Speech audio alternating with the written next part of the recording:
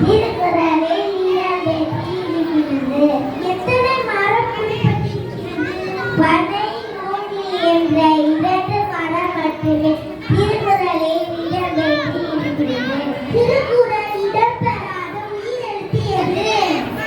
அவுன் என்ற உயிரெழுத்து திருக்குறளில் பயன்படவில்லை. அதற்கு பதிலாக ஆயம் என்ற எழுத்து திருக்குறளில் பயன்படுத்தப்பட்டுள்ளது.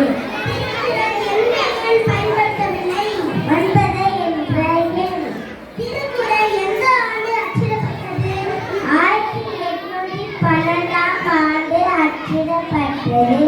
திருக்குறள் எந்த எழுத்தில் தொடங்கி எந்த எழுத்தில் முடிவடைகிறது? அகரத்தில் தொடங்கி நகரத்தில் முடிவடைகிறது. அதாவது ஆ என்ற எழுத்தில் தொடங்கி நா என்ற எழுத்தில் முடிவடைகிறது. திருக்குறளுக்கு முதலில் எழுதியவர் யார்? மணக்குடவர்.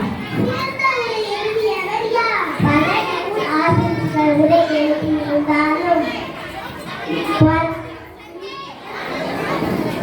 17 அலங்கள் உரை எழுதியுள்ளது.